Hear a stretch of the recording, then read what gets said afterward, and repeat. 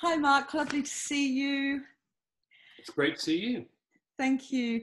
Thanks very much for your time this evening. As our artist in residence this year, we are absolutely delighted that you can join us for this very special event, our third within this year's virtual festival. I thought a good place to start this evening is from the very beginning. Could you tell us a little bit about your introduction to music, your training, and perhaps any memorable moments or insights you may want to share with us? Yeah, well, I grew up in a large family. I've got 3 brothers and a sister. And age 4, I was given a recorder in my Christmas stocking. And for one reason or another, it really stimulated my interest. And I just remember the excitement of learning to play something, of learning to add notes, so as my fingers grew and I could finally get down to a bottom C on a treble recorder. And just really being able to begin to play music, to make music, to hear what it sounded like, to know that I could make some sort of coherent sense with an instrument like that. My parents weren't particularly musical, but they encouraged all of us to sort of look at music, listen to music, and gave us some opportunities to play instruments. The recorder sort of definitely was my starting point.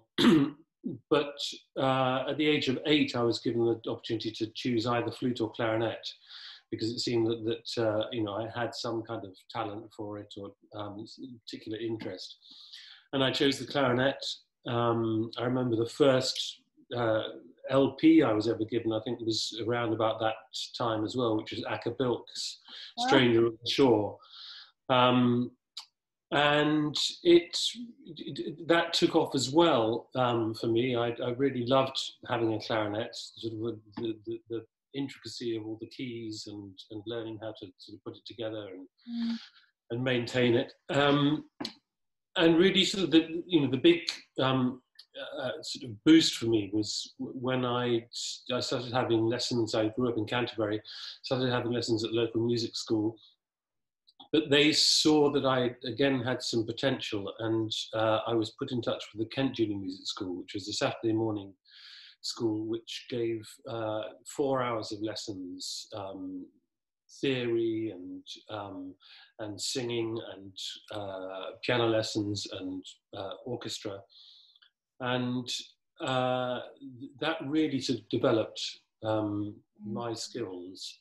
It's a well-rounded education. Yeah, it gave me a great opportunity. And I, very soon after the age of 13, joined the Kent County Youth Orchestra, which offered very good courses in each of the holidays. And the orchestra was definitely a real sort of, I mean, it was a very high quality orchestra. The players remained there until they were 21, so till they finished their undergraduate studies. So, and we even toured to Germany when I was about 16, and I played in the Berlin Philharmonie Hall. We played Elgar's Enigma Variations and Dvorak's 8th Symphony. And to have that, those kind of opportunities was absolutely fantastic. It was, my parents didn't have the money particularly to give me a sort of private education. But the county council really did support young musicians at that time, and unfortunately, that's something that has disappeared quite a lot in more recent years. But it was a huge stimulus to me, and a lifelong sort of resource. Wonderful. So, how did you move from that period, the period of your initial training and sort of the establishing of the love of music into something that was perhaps a little bit more formal in terms of your training?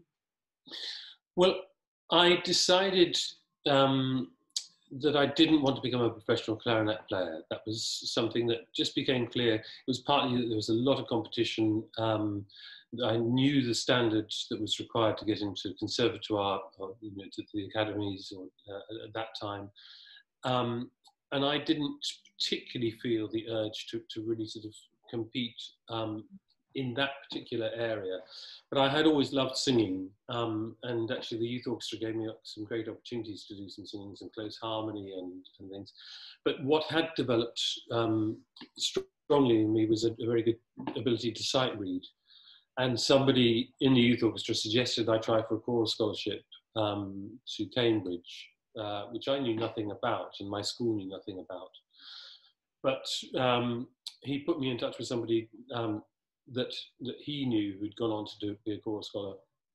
And so I worked out how to do it, and I went up and visited, and then took the choral trials, which involved a lot of sight reading and as well as singing in aria and things. And I got in to King's College, Cambridge, and that gave me 3 years reading music at Cambridge, where I academically wasn't particularly strong, but certainly the choral training of singing 6 days a week in that wonderful building was something that really did make a big difference. And the great thing about that as well is that it gave a sort of entree, once I'd left university, to the world of sort of professional music making, in that at that time in the 1980s there was a great deal of recording going on. It was the period of the sort of early music beginning to sort of really flourish, where people were looking at original instruments and how they might affect performance practice. It was also the era of when the CD was coming into its own. So there was a lot of music that was being re-recorded in a new form.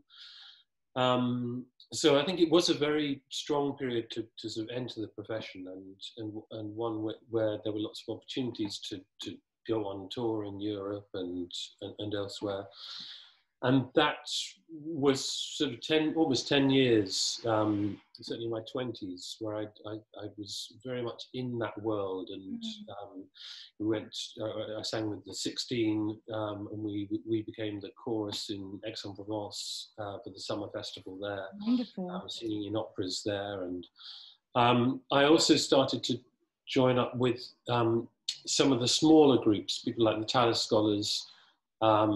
I sang a bit with the Della Consort, and then I became a sort of part-time member of the Hilliard Ensemble, which was also an amazing opportunity just to be singing a vast repertoire from really early music through to contemporary music with the Hilliard Ensemble, and touring to places like Japan and Australia and to the United States as well. So it was a very exciting period of development, and I wasn't a soloist. I was very much still a choral singer or an ensemble singer, but it was a period where I learned a lot, particularly about performance and collaborative performance and chamber music practice, being immersed at that level, at that professional level. And to make music at that age around the world must have been a fantastic learning experience. It certainly was, and something I sort of still draw on. And there were lots of wonderful groups really exploring repertoire which had often been quite obscure for centuries. So we looked. With the Hilliard Ensemble, we recorded Perotin, I think a 12th century French composer. We looked at really early English music, but as well as a much more contemporary repertoire as well. So I think I learned a lot of different techniques and a sort of eclectic music making, which has been very helpful, more latterly as well. As far as turning into a soloist is concerned, that happened more in my 30s, and that was a decade which I often think of as one where I sang a lot of Baroque music. I did an audition for William Christie with his ensemble Les Arts Florissants, and became a member of that ensemble, or occasional sort of freelancer with that ensemble over about a period of 10 years. With, again, lots of opportunities. I sang in Charpentier's Médée with great American mezzo Lorraine Hunt. And we did that in Paris at the Opera Comique, and we took that also to New York, to the Brooklyn Academy of Music. I sang again in Aix-en-Provence, in Castro y Pollux of Rameau. We did at the Paris Opera, we did Rameau's Hippolyte ici. And in that period as well, I started to sing with Philippe Herweg and Collegium Vocale, which is a group based in Ghent in Belgium, but who also toured widely. And they concentrated much more on Bach, in particular, in the German repertoire. And there I learnt to sing, Bach. Particularly, I'd learnt the Evangelists in the Bach Passions, which was, has been, one of the sort of pillars of my career. You're synonymous with the Evangelist, absolutely. And did you find that working within repertoire from the Baroque era, that it gave you specific tools that you then carried through in later years when you started to broaden into other genres? I think the Baroque era is very good for a good grounding in technique. I mean, singing Handel, singing the French Baroque, singing Bach, certainly sort of you have to be able to be pretty flexible with your coloratura, for example, in the Handel arias and the Bach arias. But specifically, I think, the thing I was really stimulated with was an interest in text, particularly with Philippe Herweg and Collegium Vocale. He was very insistent on getting the text across clearly.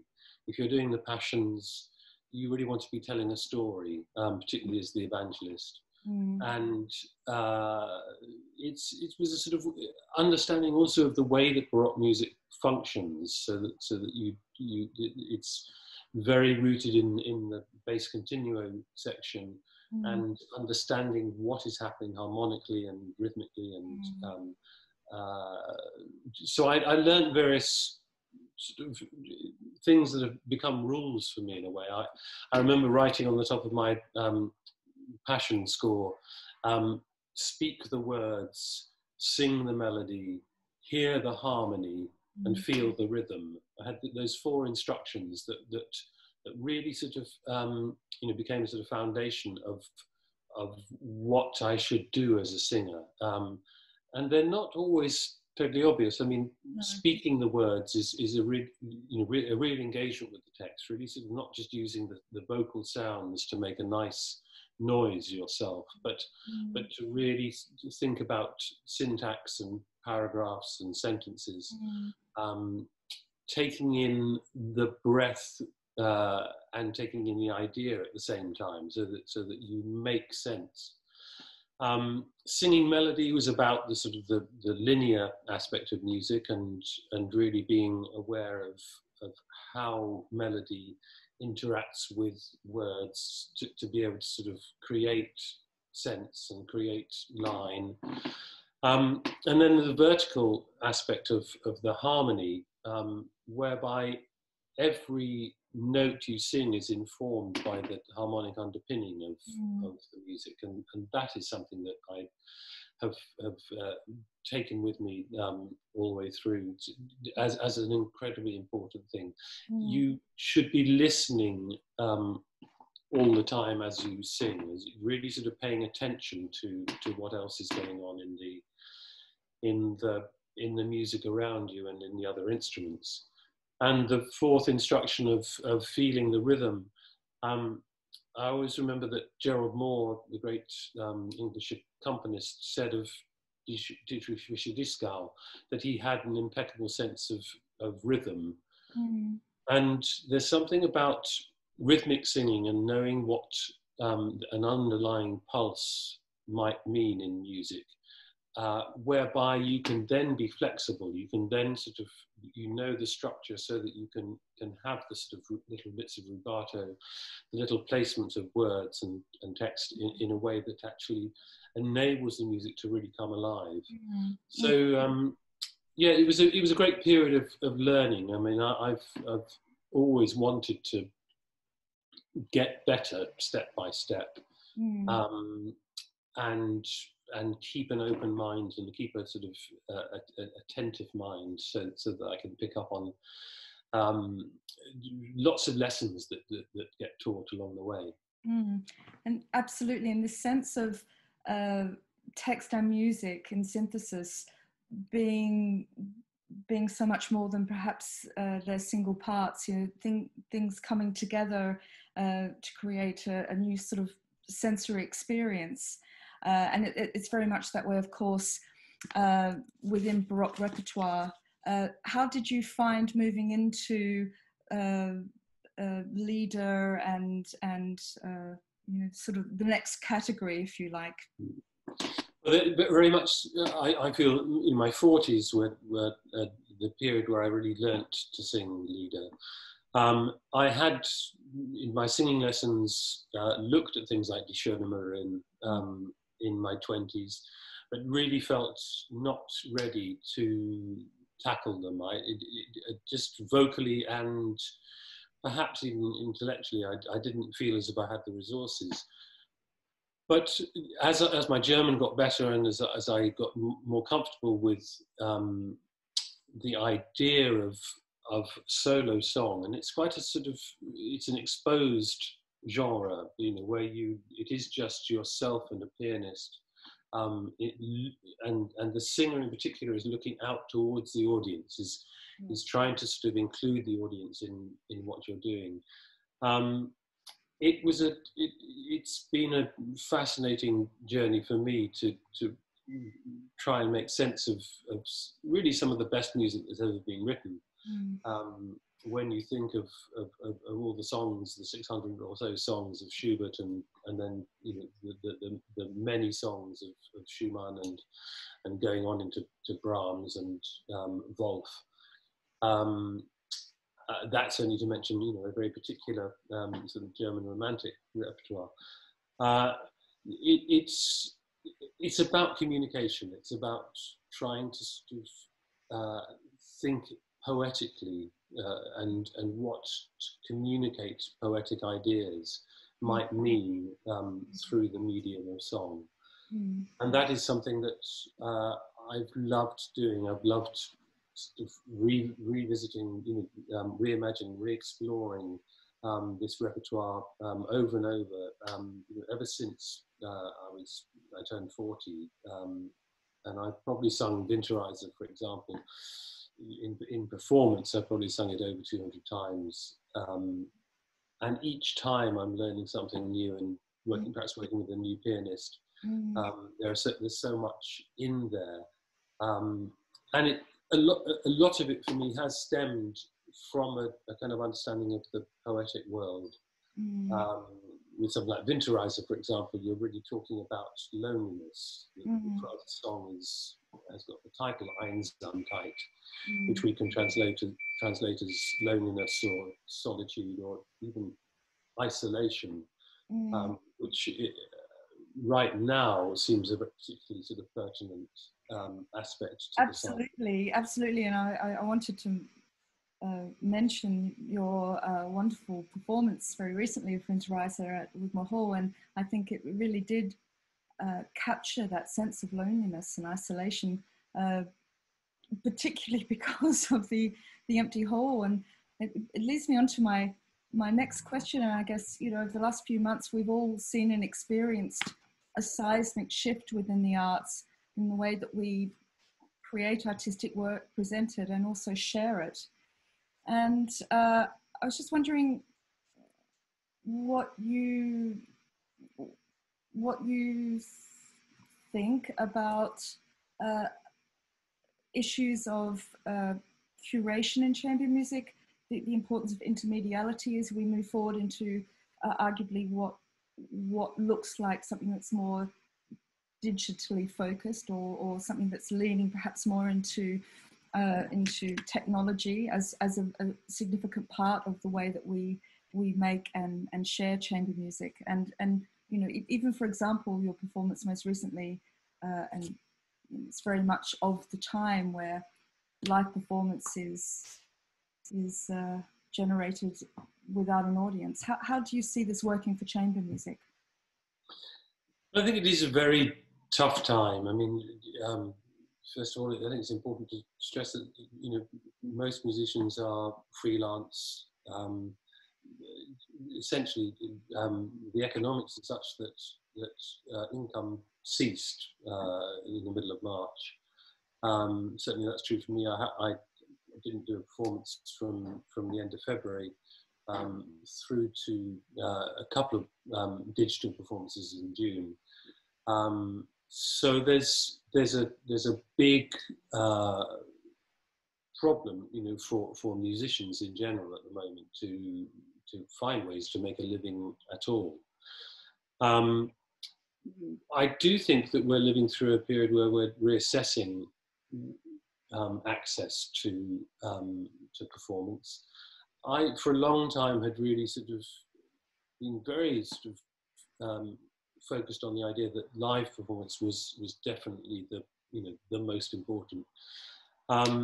And I do think that the three-way sort of conversation that always takes place in performance between the text, the song, if you like, which includes the poet and the composer, the performer, and the audience. It's a three-way thing, and an attentive audience, an audience that really is on the edge of their seats, as it were, can really sort of change the dynamic of that.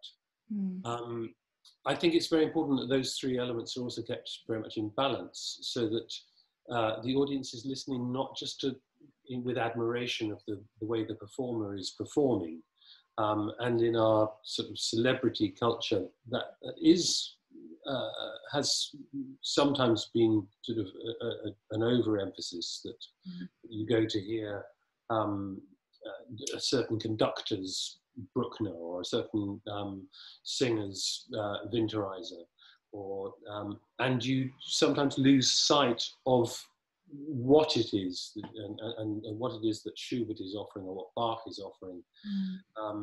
So I think all those elements need to be sort of kept very much in play.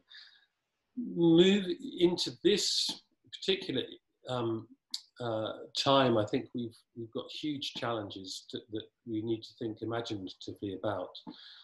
And I thought that there were some aspects to the Wigmore Hall performances which were very moving to me. I watched a number of them myself, partly to sort of see how the other performers interacted with it, and what it felt like to watch something through a computer screen or whatever. And I've been surprised actually at how many people have reacted to the Winterreise that I did. I've got a lot of lovely messages from musicians who'd obviously sort of taken the time to watch and listen. And it did surprise me, because when you do a concert just in front of a live audience, it is often just for a few hundred people, and that is it, and it finishes, and it's sort of gone. With the digital experience, you know, that there is a sort of a little different relationship. I think we will learn better ways of using that experience. I was quite struck recently. I saw a jazz concert. I got a great friend called Ethan Iverson, who used to be in a jazz trio called the Bad Plus, and is now freelancing as a jazz musician based in New York. And he was playing at the Village Vanguard, a famous New York jazz club, in the first performance from there since lockdown. And they did a very nice sort of intimate a bit of filming where this quartet was you felt sort of in their presence, and they did a little bit of chatting in between numbers, and the camera work was inventive and imaginative. I think the classical concert is sort of ripe for a bit of reimagining. I've been reading recently quite a lot about how the idea of the classical concerts developed, and of course it started off often in coffee houses in London and Vienna, and or above pubs was another, room above a pub, where people, like-minded people, who came together to listen and interact with music. But the formal kind of concert and concert hall was quite slow in developing. It's very much a 19th century development. And it has sort of led perhaps to a bit of formality to the experience, which is slightly alien to the repertoire itself. That Schubert didn't write his songs really with concert, or certainly not a sort of a song recital in mind. It was written as domestic music. It was written, if he was going to make any money from it at all, it would be through the sale of the sheet music through a publisher. And it would then be performed in people's houses, often, with somebody sitting at the piano and just a few other people in the room with a singer. And I think there are ways in which we can explore a lot of chamber music in a more intimate and a slightly perhaps more informal way, which does allow an audience to understand some of the better, perhaps some of the nature of it. It's not music that necessarily needs to be listened to with a kind of religious quiet. I mean, there are times and places for that, and it can be a wonderful experience. But I think equally, a little bit of sort of interaction with the audience and a little bit of explanation, a little bit of elucidation of what is going on can be enormously helpful. And I hope that this period might be a time for us to experiment with lots of different versions of how we as performers engage with audiences and help them to sort of see what the process of music making is, because this, without doubt in my mind, it contains some of the greatest sort of literature that has ever been produced. There are such treasures to be discovered there. And if you think of the Beethoven quartets, or the late Schubert piano sonatas, or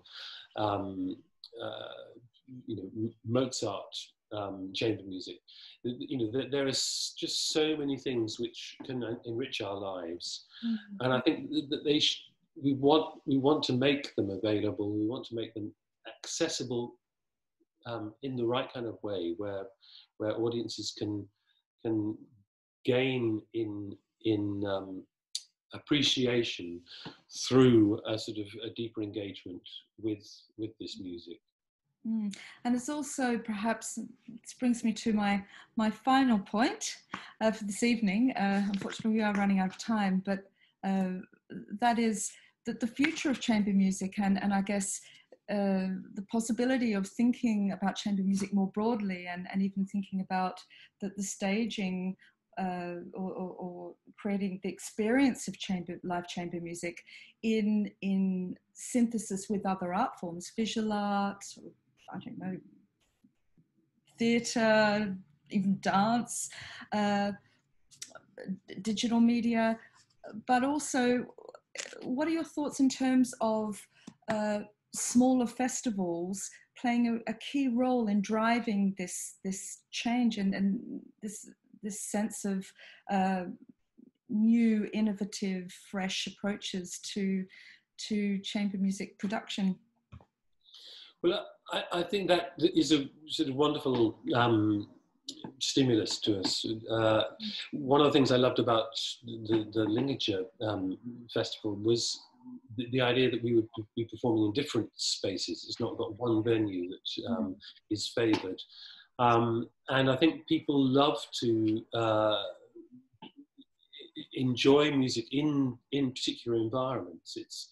And for it to simply be the concert hall, the dedicated concert hall, seems to be quite limiting when there are so many venues that it's possible to explore.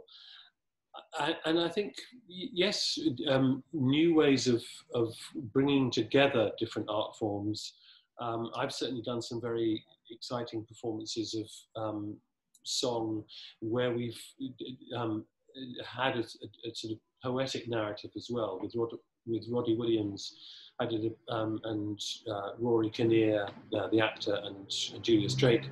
We've done several programs. The first of which was Songs of the Sea, which explored lots of different poetic sort of takes on the sea and our relationship to it. Then I'm developing one called Songs of the Earth, which has got more of an ecological sort of narrative to it. I've also done Songs of War and Peace. And then we're also looking at a new program called Seven Ages, which is a sort of journey through life. And these are ways in which thought and communication can really sort of be part of what we're doing. It's not just a sort of a passive, for the audience, it then becomes not just a passive experience of listening in a way that doesn't stimulate real sort of a challenge sometimes. We're getting, I think, with a bit more into a bit more intelligence, we can really sort of bring out lots more sort of potential in this repertoire, so that people are given opportunities to think, and to think that their lives might be somewhat changed by the experience. So I'm hopeful that the arts will continue to flourish in this country. It's a very difficult period. It's one where we need to think about all sorts of things. We need to think about the environment. We need to think about inclusivity. We need to think about diversity. We need to think imaginatively about all of those subjects. And we must be relevant in the right kind of way, so that people are excited by the debate and the conversation that takes place within these kind of performances. And I loved being able to come in over the last year or so to various venues in Lincolnshire, and I was given some money to be able to do some performances and go into schools and talk to students about their own compositions. We looked at some of their compositions. We gave some performances of song repertoire in the schools.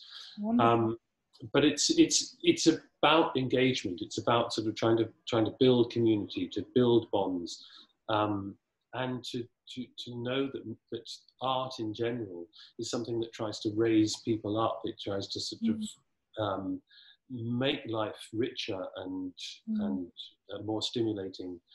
And I think it's something that I hope will continue to be supported and cherished forever. Forever, on an ongoing basis. Well, on that note, I want to thank you so much. It's been such a fascinating moment of time with you, and to hear your thoughts and to hear your experiences. And I'm sure our audience will really enjoy this event. So thank you so much, Mark. Thank you so much. It's been a pleasure, and I look forward to coming back next year. Absolutely, absolutely. And we look forward to welcoming you very much.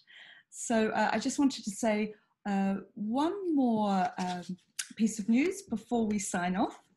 And that is that LICMF is a charity, and we rely on ticket income and the generosity of people just like you to continue our work. Because we haven't been able to sell any tickets this summer because our festival is purely online, our income has been affected. So if you've enjoyed tonight's event and indeed other events in our virtual festival, please consider donating to our fundraiser. The link should be on the screen that's following this event, or you can just type it into your browser, or you can find the links on our social media channels or our website. And any donation, no matter how big or small, will help to secure a bright future for the Lincolnshire International Chamber Music Festival, allowing us to continue presenting amazing chamber music right here in the heart of Lincolnshire for many years to come. So without further ado, I want to thank Mark Padmore again, and we wish you an enjoyable evening, and we hope that you can join us for the rest of the festival. Thank you very much.